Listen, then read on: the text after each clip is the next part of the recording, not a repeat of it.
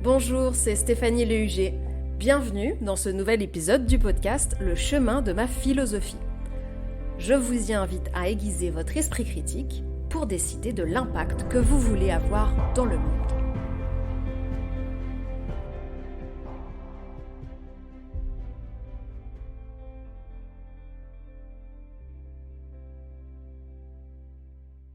Dans cette série captivante, on se demande si nous serions toujours nous-mêmes avec un autre corps, mais la même conscience. Les révolutions technologiques rendent de plus en plus concrète cette vieille question philosophique qui explore la frontière entre notre corps et notre esprit. Dans les épisodes précédents, on a examiné l'impact de notre corps sur notre identité. On s'est aussi demandé si notre conscience nous définit plus que notre corps, pour essayer de comprendre à quel point notre corps est neutre ou non dans la construction de notre identité. Si vous ne les avez pas encore écoutés, n'hésitez pas à les écouter d'abord et revenir ici ensuite. Dans l'épisode d'aujourd'hui, on va explorer une question que posent certains philosophes. Est-ce que, rationnellement, cela a du sens qu'on donne de l'importance à notre identité ? Comme on l'a vu tout à l'heure, selon l'hypothèse de Locke, c'est la mémoire, portée par la conscience, qui définit l'identité. Mais si la conscience se trouve interrompue, par le sommeil ou par une maladie neurodégénérative comme Alzheimer, ça implique qu'on devrait considérer que l'identité de la personne est suspendue. C'est un peu bizarre. Alors dans les années 80, il y a un autre philosophe anglais, Derek Parfit, qui a essayé de dépasser les limites de l'interprétation de Locke. Il a une analyse réductionniste de ce qu'est un individu. Lui, il décrit une personne comme une séquence de moi qui se chevauche partiellement. Et il considère que ce qui importe, c'est pas la relation d'identité entre les séquences de moi, mais plutôt la force de ces connexions psychologiques. C'est une proposition. Pour lui, nous sommes aujourd'hui plus étroitement connectés psychologiquement à notre moi de dans une semaine qu'à notre moi de dans 20 ans. Et c'est ce qui expliquerait que nous sommes rationnellement plus soucieux du bien-être de notre futur moi proche que celui éloigné dans le temps. C'est ce qui lui fait considérer que la continuité psychologique, elle ne peut pas être un marqueur identitaire suffisant. Alors, en fait, il ne contredit pas la proposition de Locke, il lui donne plutôt de la profondeur, en considérant que le nombre, la force et la qualité des liens psychologiques, ce sont ça les facteurs déterminants pour faire de nous une même personne dans le temps. Et en faisant ça, Parfit, il dépasse la continuité psychologique de Locke parce qu'il a introduit une notion de degré avec la connectivité psychologique. Il poussera même sa vision à un extrême, qui va d'ailleurs faire beaucoup débat dans le monde de la philosophie, parce qu'il va aller jusqu'à dire que l'identité personnelle, elle ne peut pas être rigoureusement déterminée, que ça n'est pas possible, parce que c'est simplement une question de degré. Alors, pour défendre cette idée, il imagine deux cas. Cette idée qu'on ne peut pas déterminer l'identité personnelle. Ils sont très intéressants, donc voyons le premier cas. C'est encore une expérience de pensée, les anglo-saxons, ils adorent ça. Et alors, ils imaginent un cas où, bon, évidemment, c'est absolument impossible, mais c'est pas ça la question. Ils imaginent un cas où des triplés auraient un accident qui détruirait le corps de l'un d'entre eux, le frère A, et le cerveau des deux autres, les frères B et C. Il imagine que ce serait techniquement possible de transférer chacune des moitiés du cerveau du frère mort A à la place des cerveaux des deux autres frères B et C, dont les corps sont intacts, mais dont les cerveaux ne fonctionnent plus.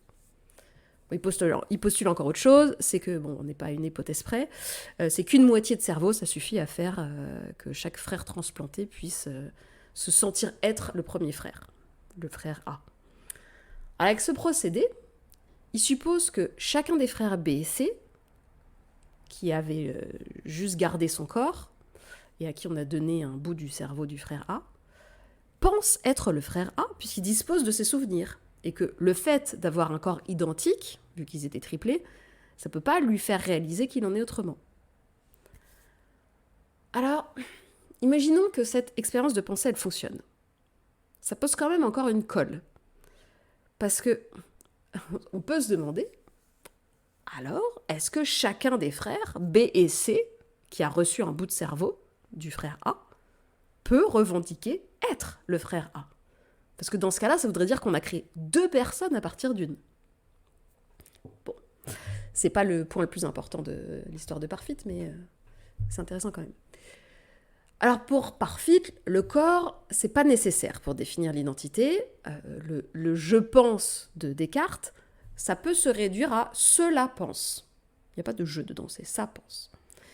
Et dans le cas des triplés, ça fait conclure que on doit même pas considérer que le triplet A est mort, puisqu'il a au contraire survécu, et qu'il a même survécu doublement, à la fois dans l'un et l'autre corps de ses frères B et C.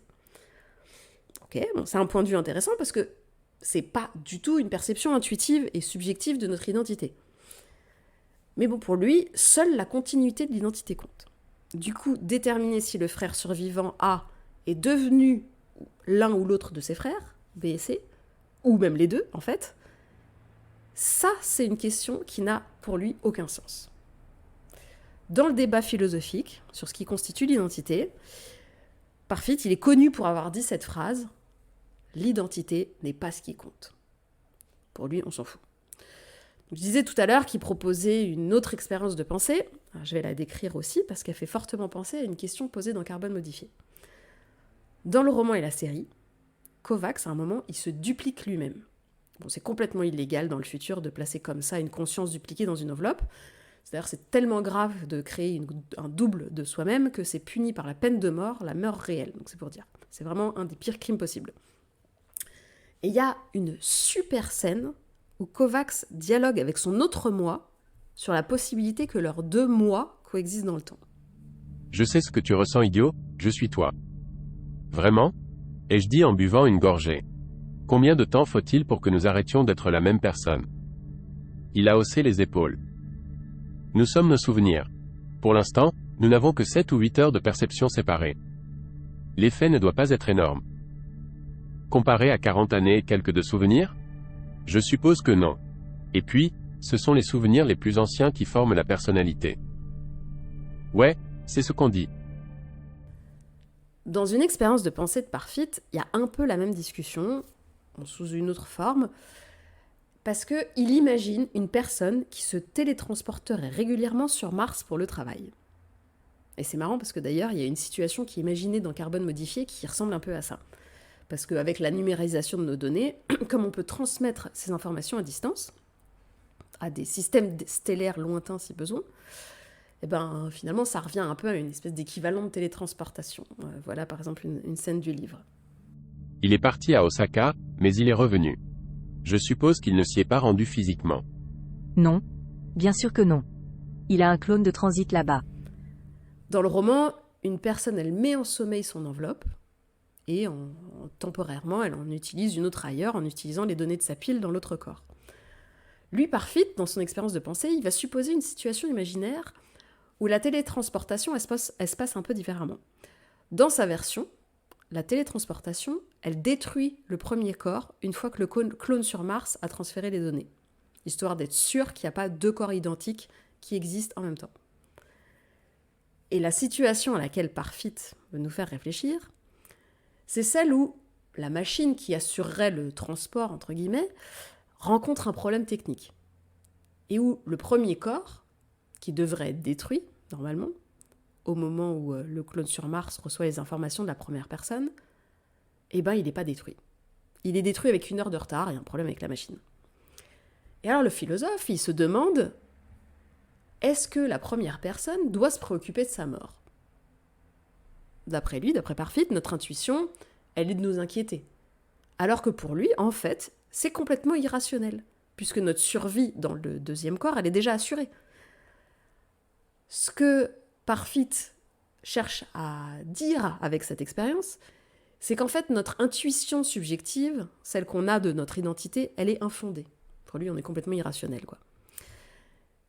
Et dans Carbone modifié, c'est intéressant parce que la situation, elle pose une question existentielle qui est encore plus complexe, parce que, en l'occurrence, comme c'est pas du tout autorisé d'avoir un double, il n'y a rien qui est prévu pour la destruction des doubles.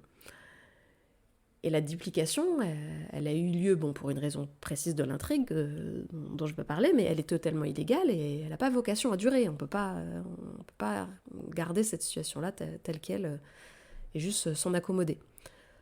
Donc, assez vite, les 2 mois de Kovacs en viennent à s'interroger sur ce point crucial. Comment faire avec ces 2 doubles pour décider de leur destruction?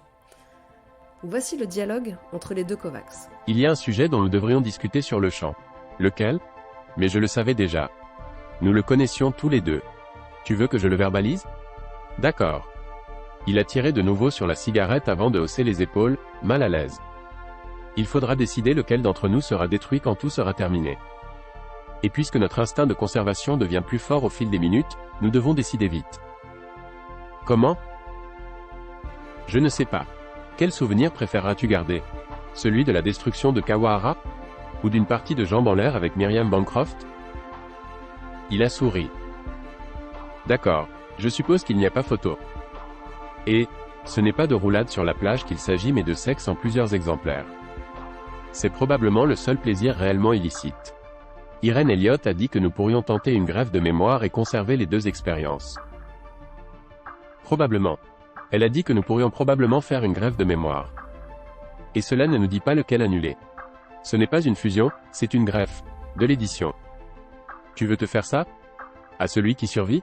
Comment pourrions-nous vivre avec une telle décision? Non, ce doit être une coupe franche. L'un ou l'autre. Et nous devons décider lequel. Ouais, ai-je dit en prenant la bouteille et en regardant l'étiquette. Comment fait-on? On le joue? Feuilles, ciseaux, cailloux, en 3 coups gagnants? Je pensais à des moyens plus rationnels. En rentrant, nous nous raconterons nos souvenirs, puis nous décidons lesquels garder. Ceux qui ont la plus grande valeur. Comment la mesurer? Nous le saurons. Et si l'un de nous ment? Qu'il embellit la vérité pour la faire paraître plus séduisante? Ou qu'il ment sur ses souvenirs préférés? Ses yeux se sont plissés. Tu es sérieux? Beaucoup de choses peuvent se produire en quelques jours. Comme tu dis, nous allons vouloir survivre tous les 2. Ortega peut nous polygrapher si nous en arrivons à cette extrémité. Je crois que je préférerais le jouer. Passe-moi cette putain de bouteille. Si tu ne prends pas les choses au sérieux, moi non plus. Putain, tu vas peut-être te faire griller là-haut et nous simplifier le problème.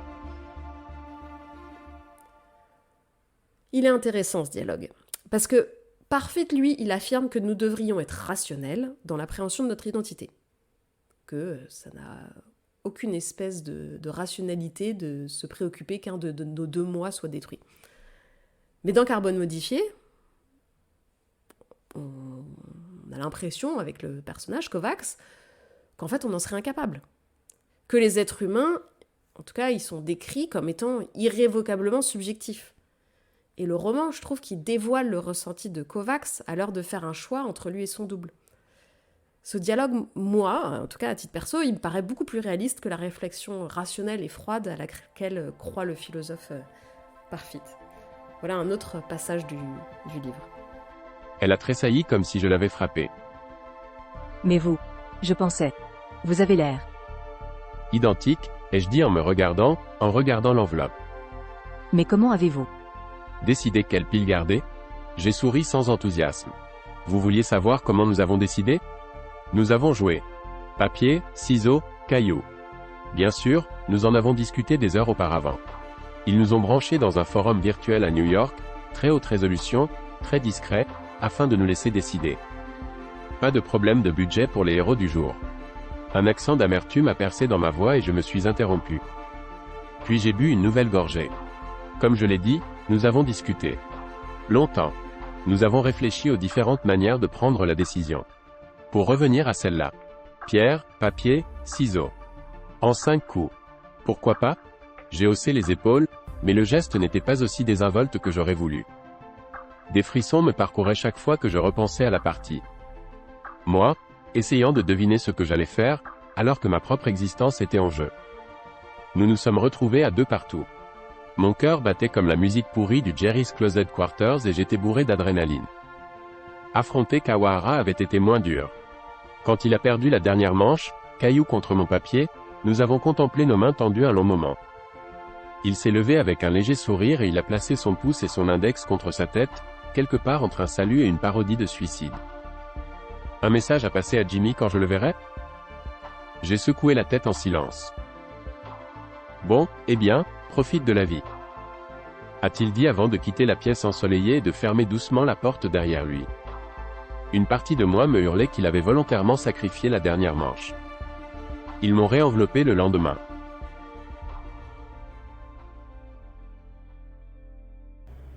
On vient de conclure le 3e épisode de notre série en 4 parties, où on se demande quel est l'impact de notre corps sur notre identité. Si vous êtes impatient de découvrir la suite, dans le 4e et dernier épisode, on questionnera l'hypothèse qu'une identité stable serait en fait une illusion. Merci d'avoir écouté, j'espère que ça vous a plu. Si vous avez aimé cet épisode et que vous voulez être informé de la diffusion des prochains, vous pouvez vous abonner au podcast en cliquant sur le bouton suivre ou s'abonner de votre appli. Et puis vous pouvez aussi partager votre email sur le site stefets.com, stefets.com, pour être averti de la sortie des prochains épisodes. Merci pour votre écoute et à bientôt!